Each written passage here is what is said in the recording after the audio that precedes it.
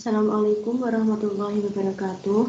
Perkenalkan, nama saya Putri Fani Rofiqah, NIM saya 400 205 206 5000. Saya dari Bahasa Asing Gerakan kelas A. Pada kesempatan kali ini saya akan menjelaskan materi tentang toleransi dan kerukunan dengan agama Konghucu. Yang pertama, toleransi. Pengertian toleransi adalah menunjukkan pada arti saling memahami, saling mengerti, dan saling membuka diri dalam bingkai persaudaraan. Dalam agama Islam sangat menjunjung yang namanya toleransi. Konsep toleransi di sini bukanlah membenarkan dan mengakui semua agama dan keyakinan sama dalam akidah dan keimanan. Namun, toleransi di sini bukan membenarkan tata cara ibadah umat beragama lain. Tidak ada toleransi dalam hal akidah dan ibadah, karena sesungguhnya bagi orang Islam, agama yang diridhoi di sisi Allah hanyalah Islam. Toleransi hanyalah dalam urusan muamalah dan kehidupan sosial.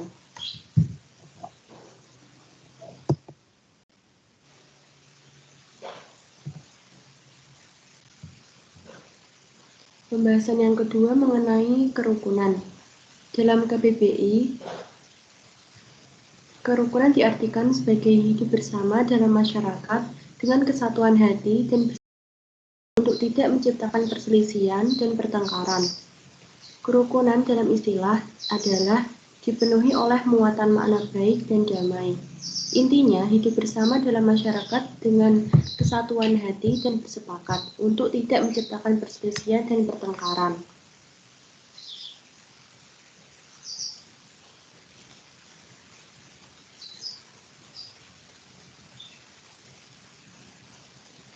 Nah, dalam terminologi Islam, istilah yang dekat dengan kerukunan umat beragama adalah tasamuh. Keduanya menunjukkan pengertian yang hampir sama, yaitu saling memahami, saling menghormati, dan saling menghargai sebagai sesama manusia. Tasamuh memuat tindakan penerimaan dan tuntutan dalam batas-batas tertentu. Dengan kata lain, perilaku tasamuh dalam beragama memiliki pengertian untuk tidak saling melanggar batasan-batasan, terutama yang berkaitan dengan keimanan atau akidah.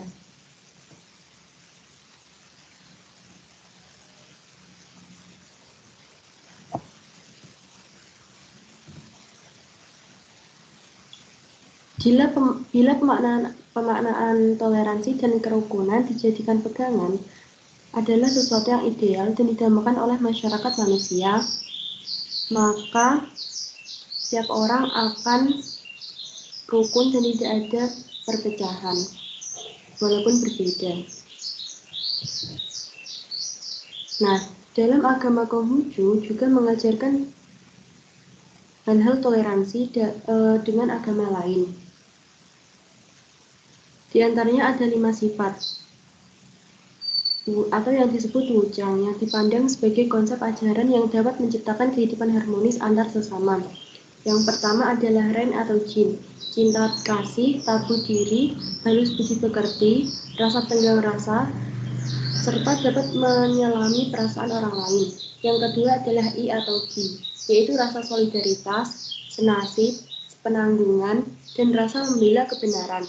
Yang ketiga ada li atau le, yaitu sikap sopan santun, tata krama, dan budi pekerti.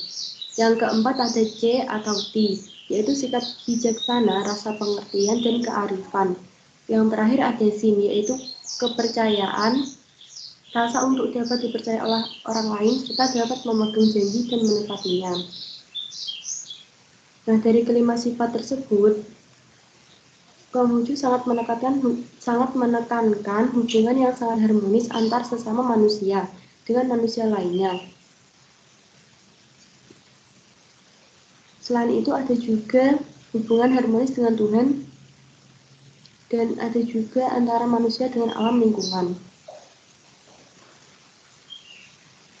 Jadi pada dasarnya semua agama telah memberikan ajaran yang jelas dan tegas bagaimana semestinya bergaul, berhubungan dengan pemeluk agama lain. Secara dasar semuanya menjunjung tinggi hidup rukun,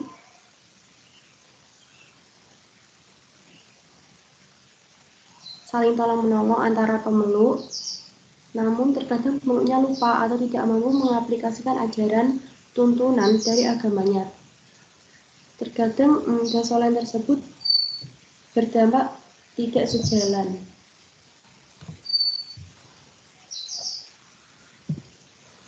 Yang berikutnya adalah ayat dan hadis yang menerangkan tentang toleransi dan kerukunan dalam perspektif agama. Yang pertama ada surat Al-Ikhlas.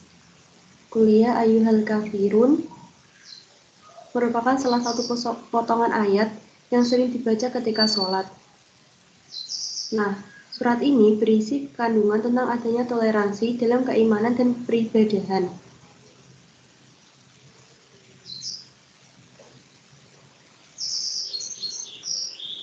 Allah berfirman, katakanlah hai orang-orang kafir, aku tidak akan menyembah apa yang kamu sembah, dan kamu bukan penyembah Tuhan yang aku sembah, dan aku tidak pernah menjadi penyembah apa yang kamu sembah, dan kamu tidak pernah pula menjadi penyembah Tuhan yang aku sembah, untukmu agamamu dan untukku agamaku. Yang kedua ada hadis dari Ibnu Abbas. Dia berkata bahwa ditanyakan kepada Rasulullah Shallallahu Alaihi Wasallam, agama manakah yang paling dicintai oleh Allah? Maka beliau bersabda, Al-Hanifiyah As-Samnah, yaitu yang lurus lagi toleran. Dan yang ketiga, Rasulullah pernah bersabda bahwa Allah merahmati orang yang memudahkan ketika menjual dan ketika membeli dan ketika memutuskan suatu perkara.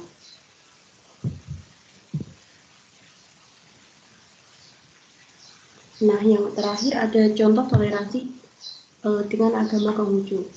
Yang pertama, tidak mengganggu umat Konghucu yang sedang beribadah. Yang kedua, tidak memaksakan umat Konghucu untuk masuk Islam kecuali dengan keinginan mereka sendiri. Yang ketiga, tidak merusak sarana prasarana yang ada di kelenteng atau tempat peribadatan umat Konghucu karena itu merupakan tempat peribadatan. Nah, yang terakhir, tidak melakukan diskriminasi meskipun umat Konghucu merupakan minoritas.